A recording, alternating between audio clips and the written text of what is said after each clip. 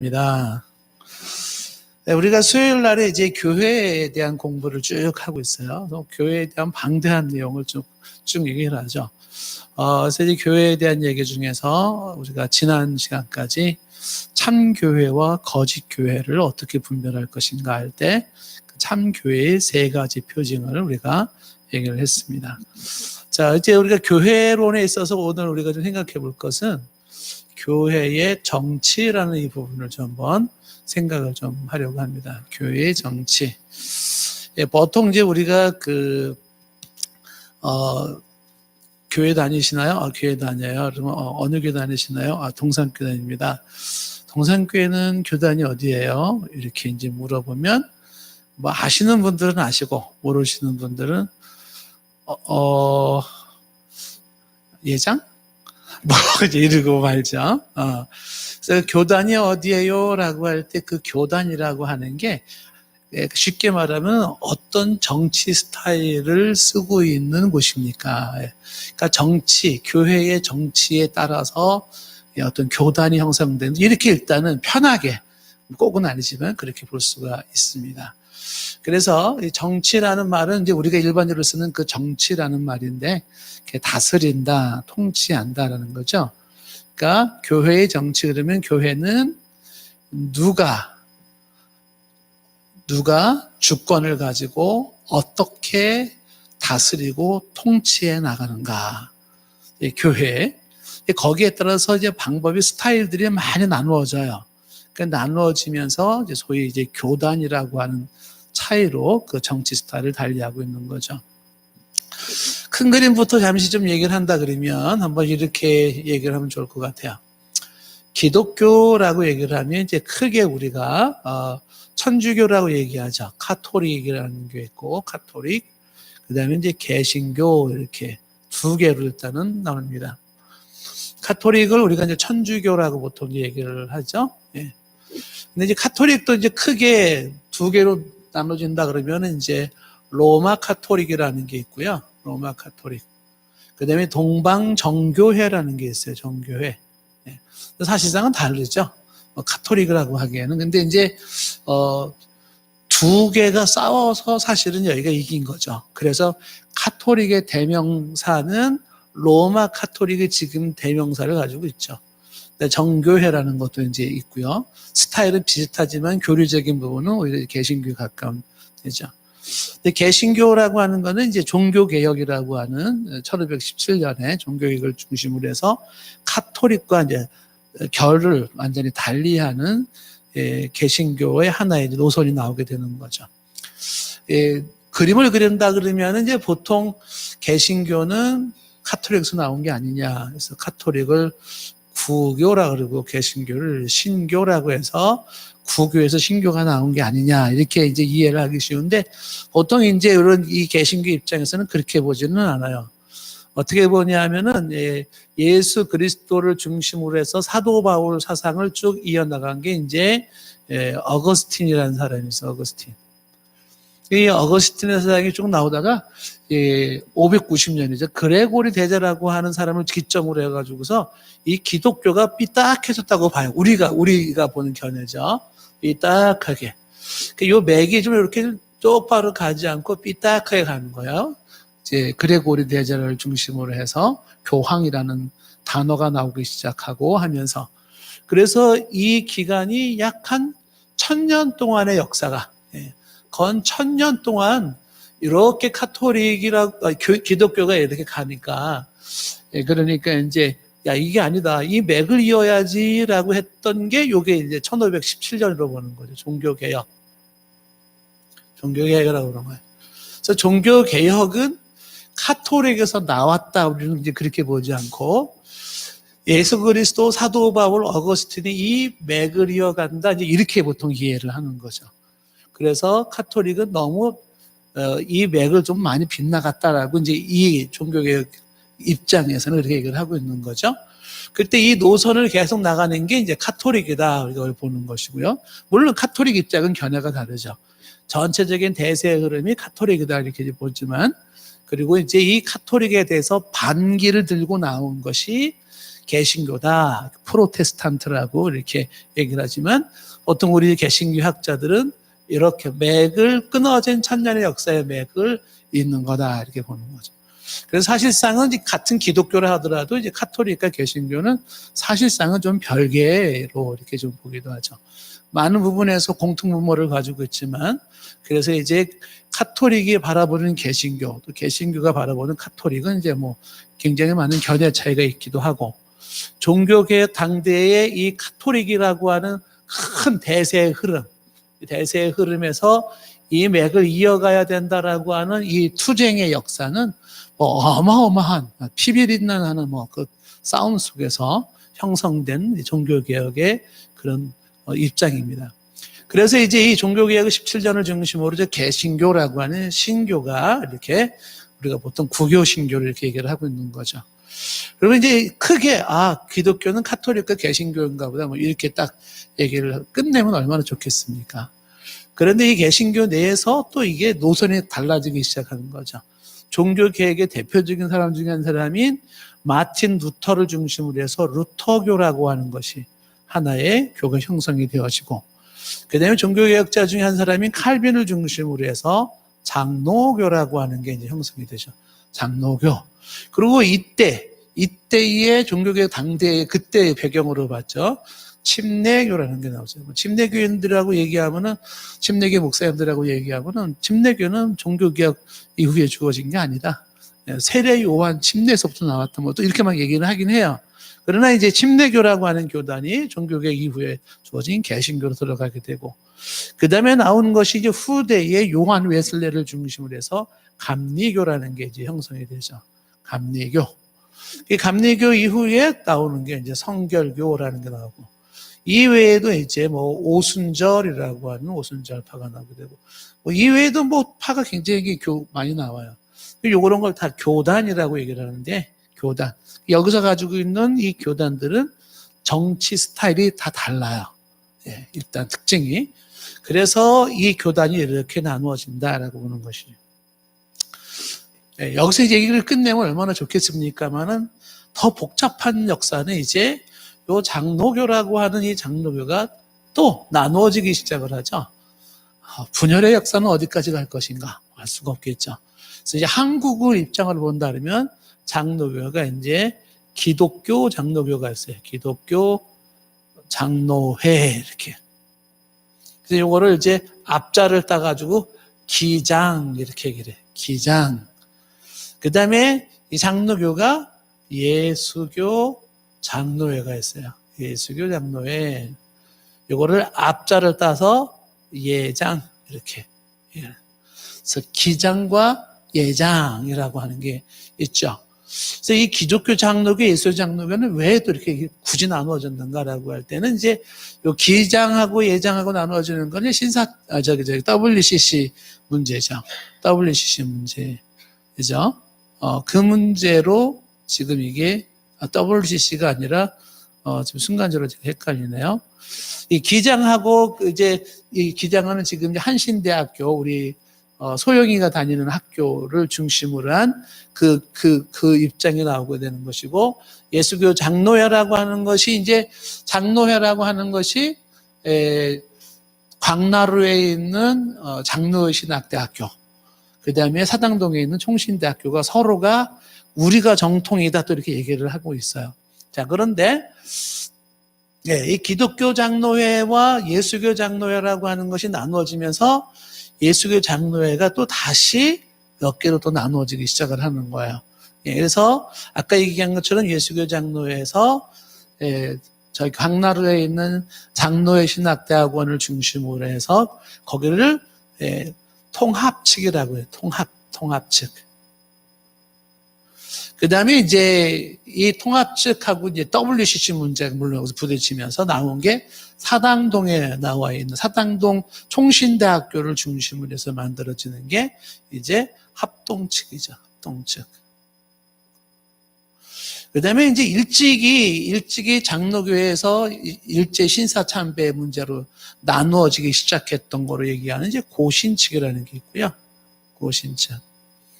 합동측도 좀 많이 변했다 그래가지고 여기서 나와가지고 수원에 이제 합신, 대학원 대학교를 나온 게 이제 합신측이라는 게 있어요, 진짜. 근데 이제 이런 장로교가 나누어지는 이 과정 중에 이제 김치선 박사님에 의한 대신측이라고 하는 이제 하나 입장이 나오죠. 우리 대신측이라고 얘기를 할 때는 이게 이제 일제시대 때 이후에 남대문교회, 지금의 남대문교회에서 김치선 박사님이 미국에서 공부를 하시고, 박사학위를 받으시고 한국에 오셔서 어떻게 한국을 복음화시킬까? 굉장히 이제 고민하다가 신학생들을 키워야 되겠다라고 해서 그분이 이제 중심이 되어지고 선교사와 함께 세운 게 대한신학교였었어요. 그 대한신학교가 세워지면서 학생들이 배출되다 보니까 우리가 학생들은 만들었는데 교단이 없다. 그래서 만들어진 것이 이제 지금 대신측이 되는 것이고 그 대한신학교가 지금의 안양대학교로 그 맥이 이어지는 것이었죠. 그렇지만 이제 이어지는 과정 속에서 운영상에 정치의 미숙함이라고도 할 수 있고 운영상의 미숙함이라고도 할 수 있는데 결국 이제 사립학교로 넘어가면서 이제 사실상의 우리 교단하고는 이제 인준관계는 가지고는 있지만은 별개의 모습으로 나가는 거죠. 그래서 이제 우리 교단에서는 얘기를 할 때 이렇게 얘기하죠. 우리는 측이라는 말이 마음에 안 든다. 이렇게 측. 그래서 측과 교단이라고 하는 말을 좀 결 달리하죠. 왜냐하면 대신 측은 어디에서 분열되어서 나온 입장이 아니에요. 그냥 주경 야독하는 신학생들을 키우자라고 하는 독립된 신학교에서 독립된 교단을 만들었기 때문에 어디에서 나온 게 아니니까 측이라고 하지 말고 대신 교단이라고 해야 된다면 이제 그렇게 얘기를 해요. 근데 측이나 대신 측이나 뭐 교단이나 뭐 그런 부분은 이제 사람들은 크게 의식하지 않으니까 그래서 이제 이 대신 측이라고 하는 하나의 이제 교단이 나오게 되는 거죠. 자, 그랬을 때 이제 보통 우리가 이야기하면은 여기 지금 나와 있는 거 있잖아요. 루터교, 장로교라고 하면 장로교는 기장이냐 예장이냐 나누어지게 되고 예장이라 그러면 통합측이냐 합동측이냐 고신측이냐 뭐 합신측이냐 그 대신측이냐 혹은 뭐 개신측도 있고 뭐 하여튼 이 장로교는 몇 개인지 몰라요. 뭐 수백 개는 될 것 같아요. 따지고 보면 어마어마하게 많죠. 그래서 그렇게 하나하나씩 얘기하는 요 입장들 녹색으로 칠하고 있는 거. 요런 오순절부터 분류가 뭐 엄청 많죠. 오순절에도. 그러니까 요런 것들을 이제 교단이라고 보통 얘기를 하는데 교단. 그러니까 교단을 중심으로 해서 각 교회가 이제 이루어진다라는 것이죠. 자, 그러면은 이제 우리가 보통 동산교회라고 얘기를 할 때 동산교회는 소속이 어디예요? 라고 묻는다면 여러분들이 한번 얘기를 해보실 수 있겠죠. 자, 동산교회는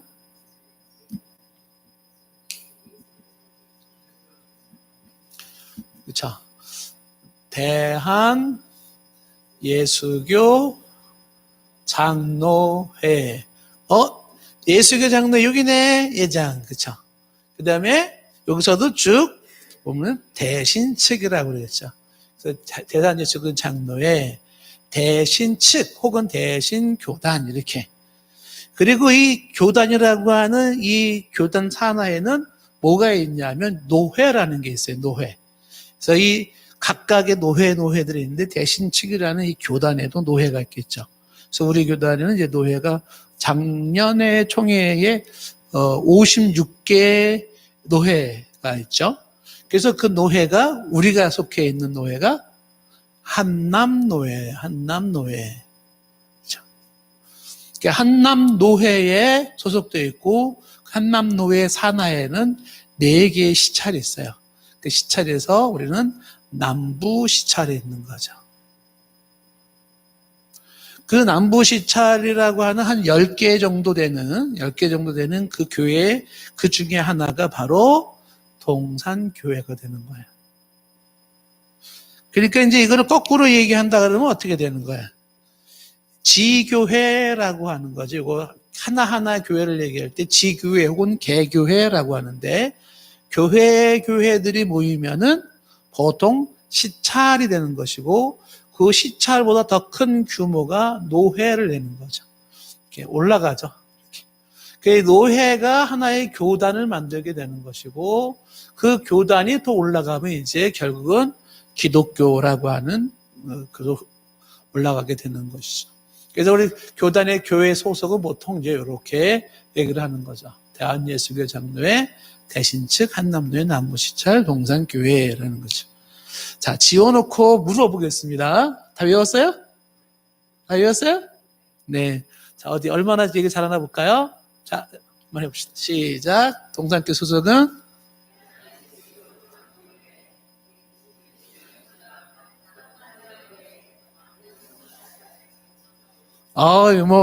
대단했어. 그렇죠. 네. 만약에 이제 누군가가 여러분들에게, 어디 교회 다니세요? 네. 어느 교회 다니세요? 동산교회 다닙니다. 동산교회, 그럼 동산교회도 뭐 지금 뭐 얼마나 많은지 몰라요. 동산교회 치면은 뭐 안산, 여기 뭐 신림동, 동산교회 굉장히 많이 나와요. 우리 시흥동에 동산교회 다닙니다. 그러면 이제 조금 관심이 있는 분들은 교단이 어디예요? 이렇게 묻겠죠. 교단이 어디예요? 그러면 뭐라고 말해야 돼요? 그렇죠. 예수교 장로회 예장, 예수교 장로회 대신측입니다. 이렇게 얘기를 하면 보통 목사님들은 뭐 대신측 그러면 네 아시고, 또 일부는 또 모르시는 분도 계세요. 대신은 뭘 대신하나요? 뭐 이렇게 뭐 또 얘기를 한다든지 예. 근데 보통 사람들은 이제 다 알죠. 그래서 이렇게 이제 보통 얘기가 나눠진다라고 하는 것이죠. 자, 그러면 지금 이 얘기는 지금 왜 하는 걸까? 왜 하는 걸까? 동산교회라는 하나의 지교회가 보통 시찰은 권한이 좀 그렇게 크지는 않아요. 그런데 이 동산교회라는 것이 노회에 소속되어 있고, 노회가 교단에 소속되어 있는데, 교회를 다스리고 통치할 때, 이제 누가 무엇을 어떻게 통치하고 다스릴 것인가 라고 할 때, 지교회라고 하는 이 교회에서 교회를 다스리고 운영할 수 있는 것이 있고, 이 교회 내에서 지교회, 개교회가 할 수 없는 것들을 노회라고 하는 곳에서 거기서 또 할 수 있는 일들이 있고, 그리고 노회에서 할 수 없는 것들을 교단이라고 하는 데서 일을 할 수 있는 것들이 있다는 거죠. 그래서 결국은 하나의 지교회라고 하지만은 이 땅에 있는 모든 교회들은 이러한 조직을 갖추면서 교회를 다스리고 통치해 나간다, 이렇게 보게 되는 거죠. 자, 그럼 예를 들면은 이제 한번 좀 이렇게 한번 좀 얘기를 해보겠습니다. 동산교회는 교회가 맞습니까? 자신이 없어요. 동산교회는 교회가 맞습니까? 동산교회가 교회라고 누가 인정했습니까?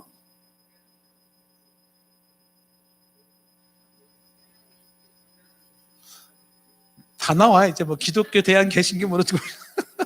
자, 그러니까 교회를, 여기는 정식 교회입니다라고 교회를 설립을 인정을 하고, 그다음에 교회가 분립되면 분립을 인정을 하고, 교회가 합해지면 합병을 인정을 하고, 교회가 문을 닫으면 교회를 갖다가 폐쇄를 하고 하는 이런 것들은 어디서 하는 거냐면 노회에서 하는 거예요. 노회에서.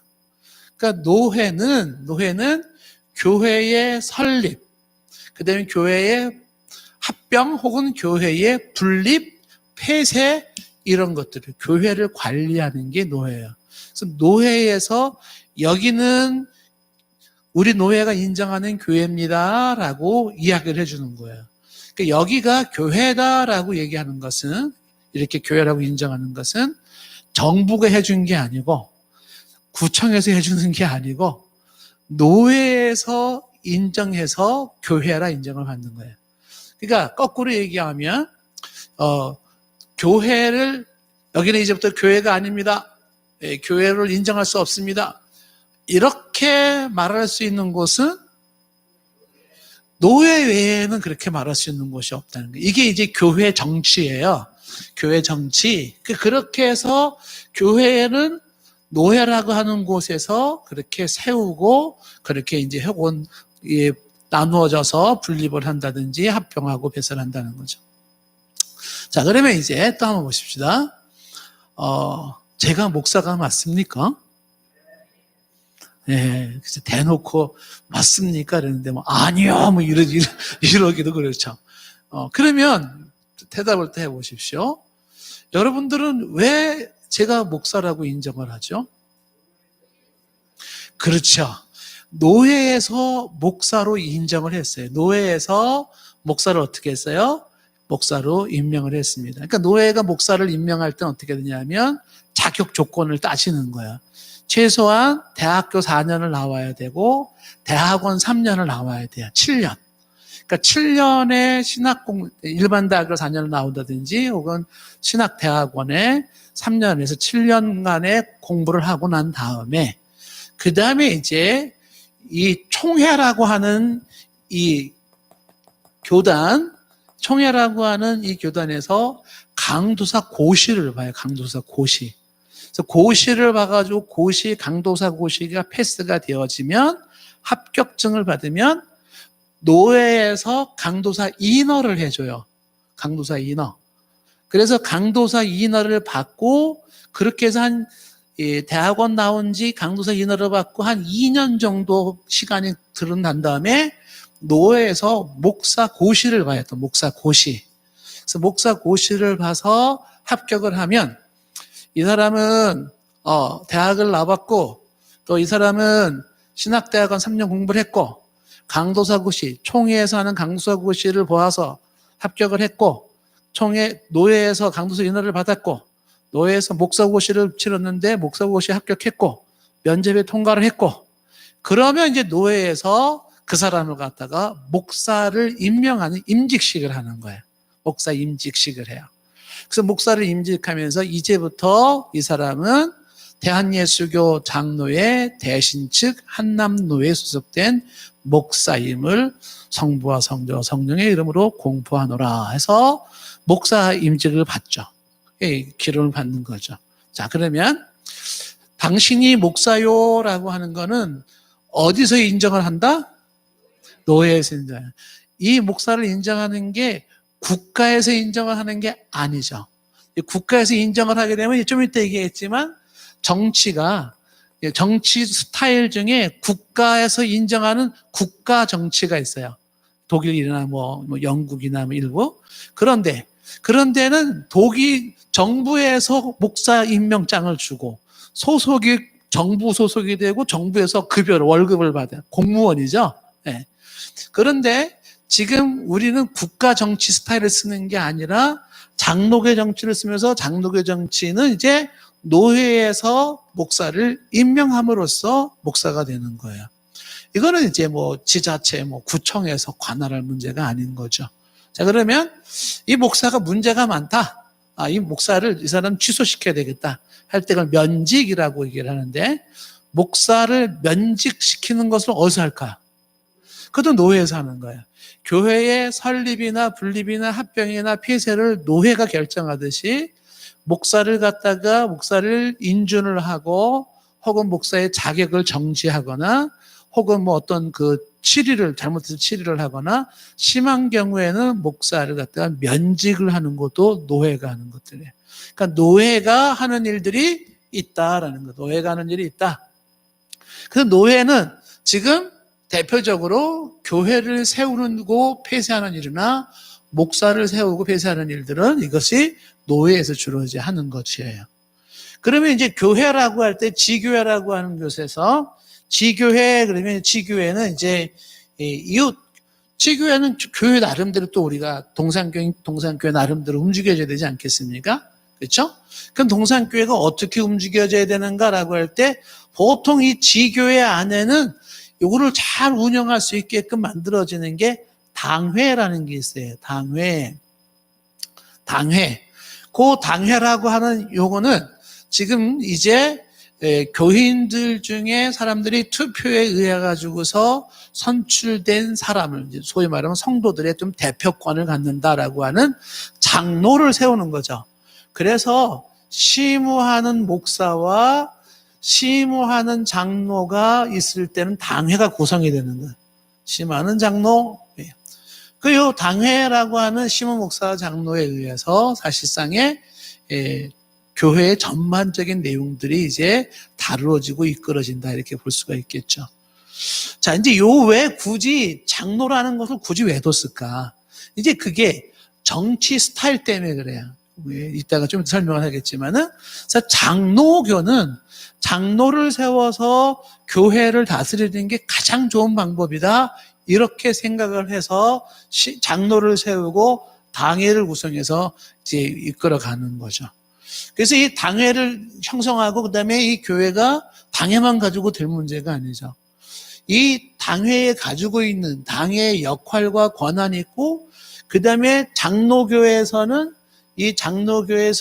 강조되는 게 뭐냐면 성도 한 사람 한 사람의 권한을 대단히 강조를 하고 있는 거예요.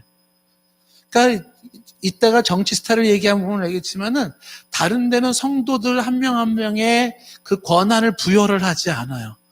근데 장로교에서는 한 사람 한 사람이 교회에 대한 발언권이라든지 권리를 굉장히 중시하는데요.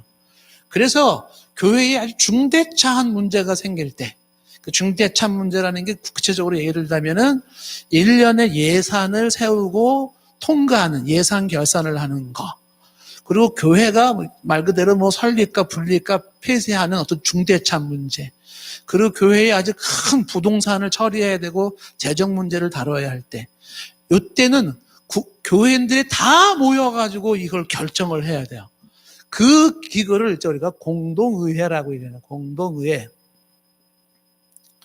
그래서 공동의회는 의무적으로 헌법에, 우리 교회 헌법을 예를 가지고 왔는데, 헌법에 이제 1년에 한 번 정도는 하게 되어 있고, 필요에 의하면은 또 이제, 공동의회장이 소집이나 혹은 이제 그 멤버들의 청원에 의해서 소집이 될 수 있어요. 2번 할 수도 있고 3번 할 수도 있지만 공동의회라고 하는 기구를 두고서 교회의 중대차한 문제를 여기서 다뤄요. 그래서 이 공동의회에서는 이제 모두 다루냐면 여기서는 우리 교회 담임 목사를 누구를 받아들일까요? 하는 것도 공동의회를 통해서 결정을 해야 되는 거예요. 아무나 그냥 당신 와서 담임 목사 하세요 이렇게 되는 게 아닌 거예요. 제가 동산교회 올 때 여러분 유종필 목사를 동산교회 담임 목사로 받아들이겠어요 하고 공동의회를 한 거 기억이 나나요? 안 나나요? 네, 2명이 생각나네요. 다른 분들은 그냥 묻어갔어요. 그렇죠? 네. 그거를 안 하면 안 돼요. 그래서 이제 공동의회를 통해서 결정이 나면 그 다음에는 이제 그 공동의회 결정사항을 노회에서 허락을 또 받아야 되는 거죠.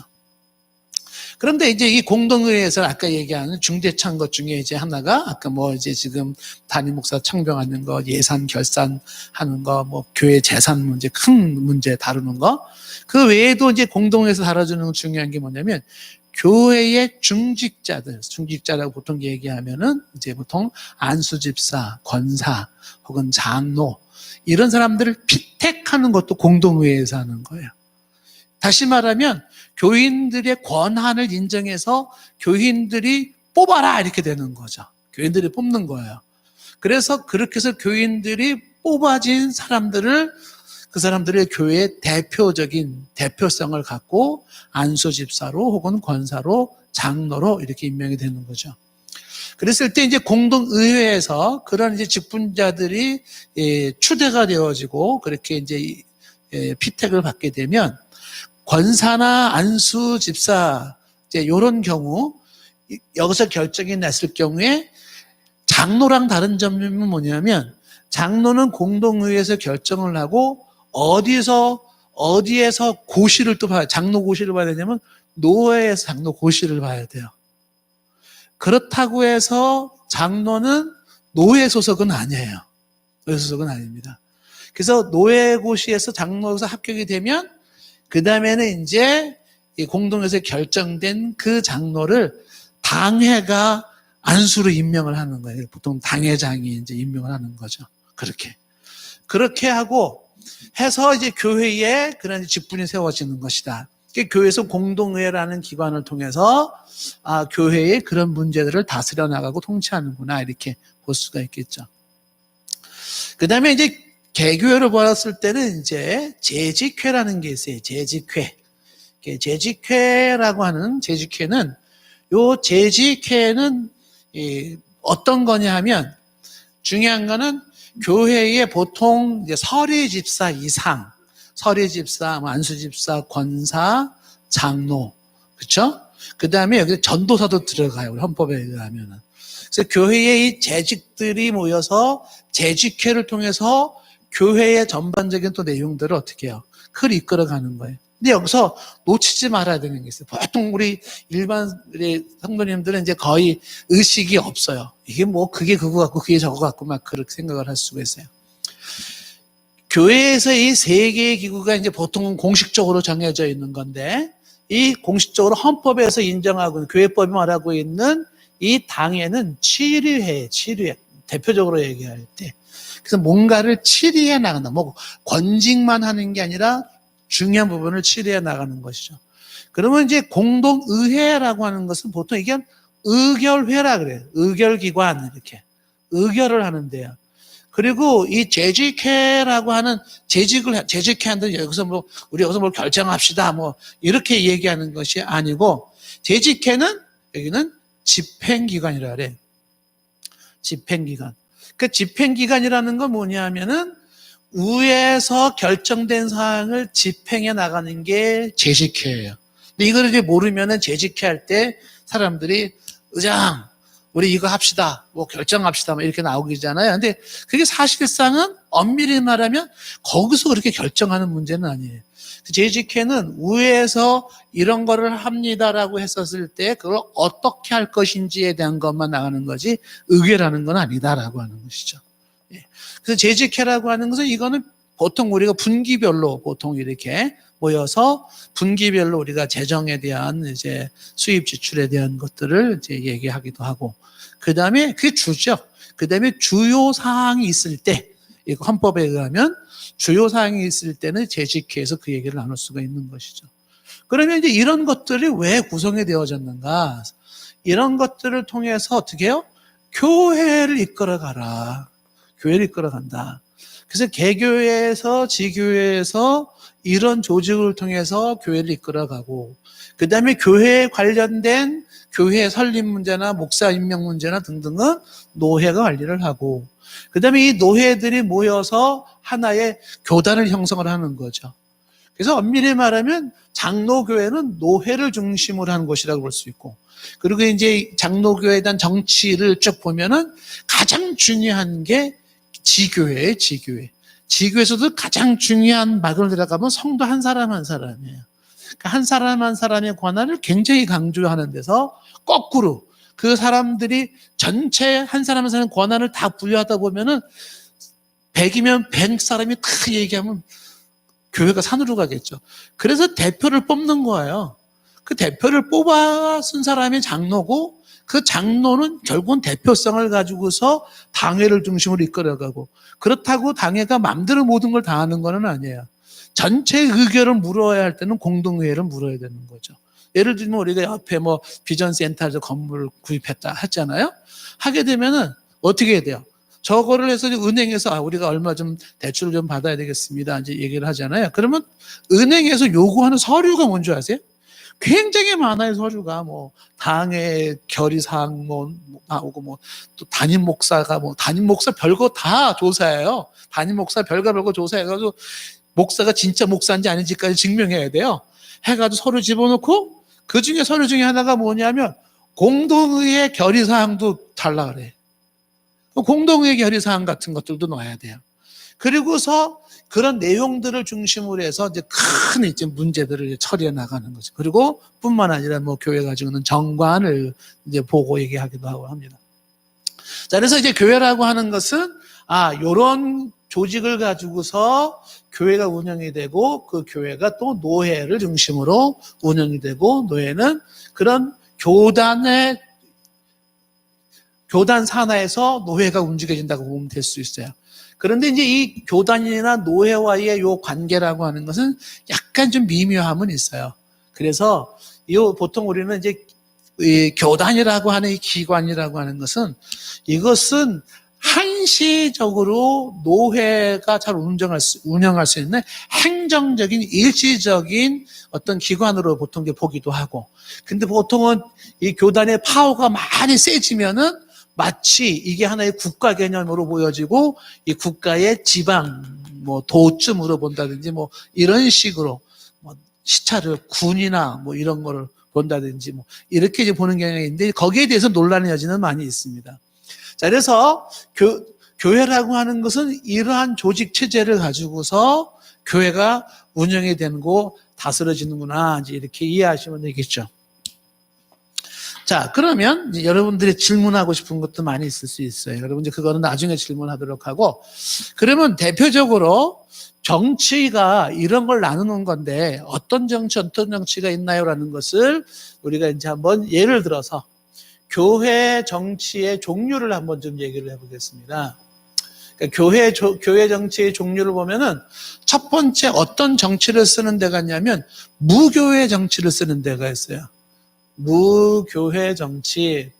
그러니까 무교회 정치는 뭘 얘기하는 거냐면 자유정치라고 얘기를 하는 거예요. 보통 케이커 파드르라든지 혹은 나비안파라고 하는 사람들에 의해서 강조되는 것인데, 중국의 워치만 리도 마찬가지고 위트니스 리 같은 사람이고, 이런 사람들이 이제 무교회 정치를 하는데 여기서 강조하는 게 뭐냐면 교회라고 하는 곳에서 정치나 조직이나 행정을 구성하는 것 자체가 인위적이라고 하는 거예요, 이 사람들은. 그래서 그런 인위적인 거는 우리는 원치 않는다. 우리는 그냥 100% 하나님에 의하여서 모든 것이 이루어진다. 신적인 치리를 이룬다라고 하는 거예요. 그래서 교회의 모든 정치, 조직, 행정을 그런 걸 다 무시하는 정치를 추구하는 교회. 무교회주의자들 혹은 무교회 정치라고 얘기하는 거죠. 그러면 이 사람들이 뭐를 무시를 하는가? 예를 들면 교회라는 예배당? 그게 뭐가 중요하냐? 그래서 교회라고 하는 예배당도 굳이 그걸 인정을 하지 않아요. 그러면 어디서 모여서 예배드려요? 그냥 오늘은 우리 집에서, 내일은 니네 집에서, 그때 모레는 저 시흥 초등학교 운동장에서 막 그냥 그런 데서 모이면 되지, 무슨 예배당이 왜 필요하냐? 정치라는 자체가 이건 굉장히 인위적인 거라고 해서 이거를 거부하는 거죠. 그러니까 심지어는 목사라는 제도가 뭐가 필요하냐? 목사 제도도 인정을 하지 않아요, 무교회주의에서. 그럼 설교는 누가 하나요? 아무나 성령님이 계시받은 사람이 얘기하면 되는 거예요. 그래서 굳이 목사라는 것도 무슨 노예가 시험을 봐가지고 절차를 밟아가지고 임직을 하고 이런 거. 노예가 교회를 설립하고 무슨 이 교회를 갖다가 폐쇄하고 이런 거 필요 없다라는 거죠. 그래서 이거를 모든 조직을, 정치적인 거를 그것을 인위적인 거로 보고 정치라는 자체가 죄악된 것으로 보기 때문에 불필요하다고 봐서 예배당 필요 없고 직분도 필요 없어요. 목사도 필요 없어요. 이런 것들이죠. 근데 이런 모습들에서 이 사람들은 그러니까 뭘 강조하냐면 다 필요 없다. 지금도 성령님이 하시는 음성만 들으면 된다예요. 그래서 성령의 음성을 지금도 듣고 하나님은 지금도 계시하신다. 계시의 연속성을 얘기를 하고 있는 거죠. 물론 이 무교회주의가 미국의 케이크 교도는 달라요. 미국의 케이크 교도는 이제 목사를 임명을 하지만은, 근데 이런 부분들이 왜 나왔냐면 보통 조직이나 행정을 강조하는 영국의 국교회 같은 데서 실망을 느낀 거예요. 야, 지금 조직이라는 게 무슨 계급제도냐 이게? 그리고 너무 형식에 치우쳐 있다. 이런 거에 대한 반발로 나온 게 이제 무교회주의에서 그 무교회주의를 따라가는 사람이 있는 거죠.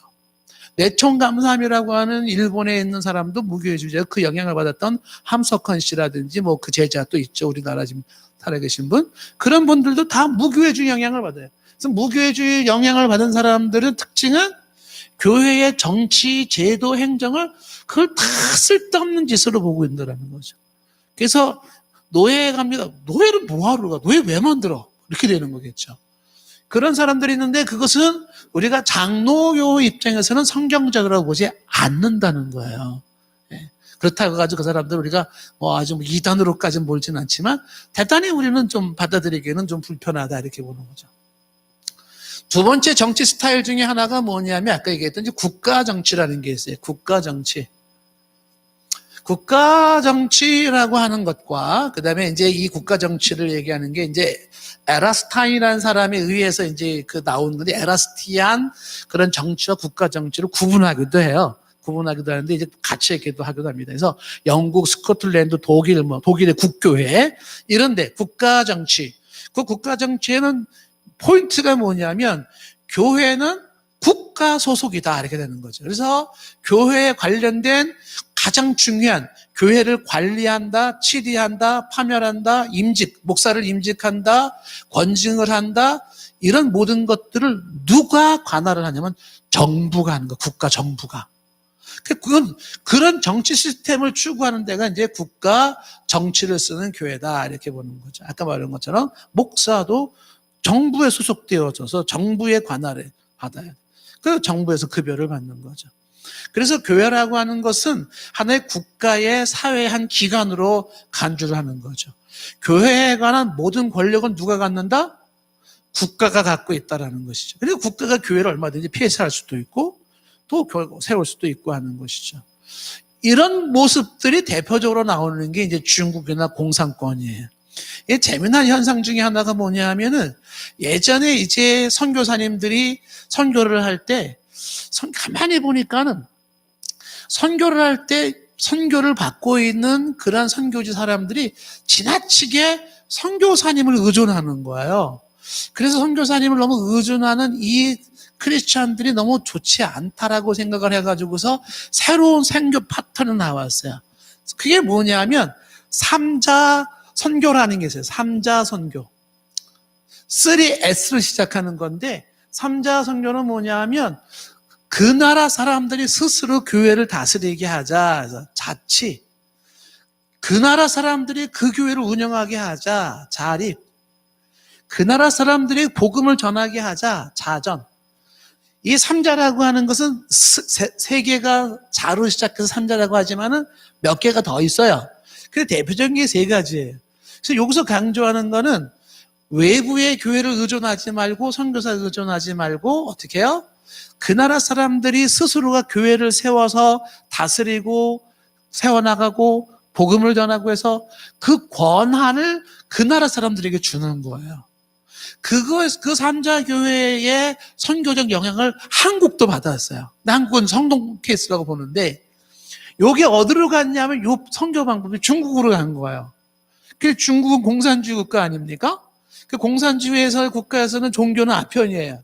그 종교를 인정할 수 없어요. 그러니까 공산당을 가장 위협하는 존재가 기독교입니다. 왜냐? 하나님을 믿고 있기 때문에 당에 대한 어떤 절대성을 부여하지 않아요. 그러니까 공산주의는 제일 자신들의 당을 유지하려면 제일 먼저 어디를 쳐야 되냐면은 교회를 쳐야 되는 거예요. 그래서 교회를 치려고 그러는데 아마 교회를 찾고 교회에 다니는 사람들이 또 많으니까 잘못 치면은 뭐 또 핍박이라 그래가지고 막 순교자 정신을 가지고 막 덤비고 막 이러니까 이거 애물단지인 거야. 이거 교회를 인정해야 돼 말아야 돼. 그러고 있는 찰나에 그 나라 사람이 다스린다, 그 나라 사람이 세운다, 그 나라 사람이 복음을 전한다. 예. 그래서 이 삼자 시스템을 중국 정부가 당이 받아들여요. 그 중국에서는 삼자 교회를 세워. 삼자 교회. 그 중국의 삼자 교회는 이게 뭐예요? 국가가 다스리고 있는 국가 교회를 삼자 교회라 그래요. 그래서 국가가 다스리는 삼자 교회를 부정하는 사람들은 지하에서 지하 교회를 별도로 운영을 하기도 해요. 그 삼자 교회라고 하는 것은 국가가 다스리고 있다. 그래서 평상시에는 예배를 허용을 하는 거예요. 그래 마음대로 예배해라. 그런데 예배하는데 뭔가 좀 반정부적인 행동이 나온다 그러면 어떻게 될까? 그럼 폐쇄 조치로 들어가는 거죠. 그 심한 경우에는 목사 설교를 정부가 검열까지 해야 되는 경우도 있단 말이죠. 그래서 설교 중에는 뭔가 혁명과 투쟁을 강조하는 설교를 하면은 제재를 받는 거예요. 그래서 출애굽 설교를 못 한다 말이지. 모세가 애국과 대항을 출애굽기 빼라. 정부가 설교를 통제를 하고 헌금 들어오면 헌금을 정부로 올려라. 거기 종교국이라고 하는 곳을 일단 들어가 가지고서 운영되어지고 그 독특한 결정적인 권한을 정부가 가지고 있다. 국가가 국가 정치에 의한 교회에 이르게 있다라는 것이죠. 자, 이런 부분들이 이제 뭐 여러 가지 이제 미묘한 부분들이 많이 나와요. 그래서 지금도 우리나라가 자꾸 교회에 대해서 예를 들어서 뭐 성경 공부하지 마라. 무슨 뭐 찬송을 크게 부르지 마라. 점점 뭔가가 자꾸 이 통제하려고 하는데, 물론 이제 한편으로는 이해가 되잖아요. 그렇죠? 코로나로 인한 확산을 방지하기 위한 그런 취지로 얘기는 하면서 이해는 되지만은, 근데 조금 뭔가 좀 심한 게 아닌가라고 하는 느낌이 좀 들기도 하고, 그렇죠? 그래서 교회에서 성경 공부 금지, 소고름 뭐 금지, 그래가지고 우리 안 했잖아요. 그렇죠? 안 했는데 굉장히 웃긴 게 교회에서 밥 먹지 마. 근데 교회 밖에 식당에서 먹어도 되는 거예요. 그러니까 교인들이 식당에 가면은 막 사람들이 마스크는 무슨 마스크냐, 막 가득 차가지고서 그러니까 좀 이상하다라는 거죠. 왜 저 사람들은 거리뛰기도 안 하고 왜 저렇게 밥 먹는데, 우리 교회는 그래도 식당이 깨끗한 편이잖아요. 그죠? 더 위생적인데 왜 못하게 할까? 이상한 생각에 막 들어가는 거죠. 목사 한 사람으로서. 근데 이게 정부가 어디까지 교회를 컨트롤할 수 있을까? 근데 이게 가면 갈수록 심해질 수 있을 거예요. 동성애 문제도 마찬가지고요. 뭐 목사님들 지금 세금 문제도 마찬가지고 얼마든지 통제가 가능할 수 있습니다. 근데 중요한 거는 뭐냐면 그런 식으로 모든 것들을 교회의 권한을 정부가 쥐고 정부가 통제하려고 한다라고 하는 것은 국가 정치 개념으로 가려고 하는데, 이런 개념이 그러면 뭐 교회를 국가가 책임져주고 목사를 국가가 월급 주는 거냐, 그건 또 아니다라고 얘기를 한다라고 하면은 그게 바로 공산주의 사회주의 국가에서 나오는 모습들이에요. 어쨌든 정치의 권한을, 장로교에서는 성도들 한 사람 한 사람의 권한을 부여하고 그들에 의해서 대표로 세워져 있는 대민주 정치를 통해서 이끌어가게 만드는데, 그런 정치 시스템을 국가가 장악한다라고 할 때 국가 정치라고 하는 이 시스템이 있다는 것이죠. 이런 데가 바로 아까 말한 독일의 국교회, 스코틀랜드, 영국 같은 데, 그런 데라는 거죠. 자, 그 다음에 또 하나가 이제 정치 시스템이 이제 교황 정치라는 게 있는데, 교황 정치는 대표적으로 얘기하고 있는 게 이제 카톨릭이죠. 로마 카톨릭이나 정교회는 아직도 교황 정치를 쓰고 있죠. 교황 정치는 이 교황에 대한 절대권을 부여하는 거예요. 베드로의 후계자라고 해서 하나님의 정권 대리자 역할을 얘기를 하고, 교황은 무호하죠. 교황 무호서를 얘기를 하고, 그래서 이제 교황이 절대권을 갖고 있습니다. 그래서 교리, 예배, 정치에 대한 절대 군주 정치라고 보통 얘기를 하고 있죠. 그래서 이 모든 조직은 피라미드 수직적인 계급 구조를 가지고 있고, 평신도들의 어떤 정치에 대한 발언권을 거의 두지를 않는 것이죠. 자, 그런 교황 정치가 있고, 이 교황 정치와 비슷한 정치, 교황 정치와 비슷한 정치가 감리교에서 쓰고 있는 이제 감독 정치라는 게 있는 거죠. 그 감독 정치라고 하는 것은 지금 얘기하고 있는 민주정치에 해당되는 성도들 한 사람 한 사람에 대한 권한도 어느 정도 두지만은, 교황같이 한 분의 교황이 전 세계의 모든 카톨릭을 통치하는 그런 모습이 아니라, 감독이라고 하는 걸 체제로 해서 한 나라를, 혹은 인구가 많은 경우에는 여러 감독을 두어서 감독 중심의 피라미드 구조로 다스려 나가는 정치를 감독 정치라 이렇게 얘기를 하고 있는 것이죠. 자, 그런가 하면 이런 것 말고 그냥 모든 무슨 뭐 대표를 세우고 뭐 누가 한 사람을 중심으로 하고 국가가 하고 다 필요 없다. 그냥 성도들 모두가 다 그냥 이 무교회주의 같은 입장으로 정치를 할 수 없겠는가? 그렇게 해서 나온 게 이제 회중 정치라는 게 있어요. 회중 정치는 주로 이제 침례교 같은 데서 선호하는 모습인데, 회중 정치라고 하는 것은 성도들 한 사람 한 사람의 독립된 교회라고 인정을 하고, 교회의 모든 치리 결정권을 전 교회 회원들에게다 두버리는 거죠. 그래서 이끌어가게 한다라는 것이. 자, 이런 모습 속에서 정치 스타일에 의해서 이제 각각의 교단의 그 특색을 가지고 나오면서, 장로교는 이 장로교라고 하는 것은 왜 장로교가 이렇게 됐는가라고 할 때 아까 말한 것처럼 성도들 한 사람 한 사람에 대한 권리와 권한을 강조하는데, 그렇게 되어서 모든 사람이 회중 정치나 무교회 정치를 갔을 때 혼란을 방지하기 위해서 대표를 세운단 말이죠. 그 대표를 세워서 그들에 의해서 이끌어져 나가는 교회 정치, 그거를 바로 우리가 장로 정치라고 얘기를 하는 거야. 장로 정치. 그래서 장로교는 장로 정치를 하는 곳이 장로교다, 이렇게 말해요. 여기서 말하는 장로는 이제 두 종류의 장로가 되겠죠. 하나는 뭐예요? 하나는 가르치고 그 다음에 치리하는 장로. 그 가르치고 치리하는 장로가 이걸 목사라고 얘기를 해요. 그 다음에 치리하는 장로라고 하는 것이 우리가 지금 얘기하는, 일반적으로 얘기하는 장로라는 것이. 다음 수요일 날에는 각각의 장로, 안수집사, 권사부터 해서 그 사람들은 뭐 하는 사람들이냐, 그런 것들을 이제 쭉 얘기를 하겠지만, 지금 이제 정치가 이런 식으로 해서 교회 정치가 이루어지고 있고, 그래서 장로교는 그렇게 해서 장로 정치에서 장로교가 된다라는 것이죠. 자, 여기에서도 이제 좀 얘기할 거는 많이 있어요. 그런데 교회에 대해서도 뭐 조직교회, 미조직교회 뭐 등등으로 얘기를 해야 되고, 목사도 종류가 굉장히 많고, 장로도 종류가 많이 있어요. 그 다음에 여러 가지가 얘기하는데 그 다음 시간에 얘기할 것이고, 오늘은 이제 교회 정치에 대한 얘기만 제가 이렇게 단순하게 좀 정리를 했습니다. 기독교회가 이렇게 나누어지고 이런 식으로 교단이 형성되어지고 하나의 교회는 이런 소속을 갖게 되는데, 정치 스타일이 교단을 형성하는 주요한 요인이 되는구나라는 걸 알 수가 있고, 장로교는 그래서 이러한 노선을 가지고 있고, 교회의 한 사람 한 사람의 민주주의죠. 한 사람 한 사람의 권리를 강조하면서, 그러면서 그들의 대표성을 가지고 있는 사람들에 의한 장로 정치를 해서 장로교회구나, 이렇게 이해하시면 되겠죠.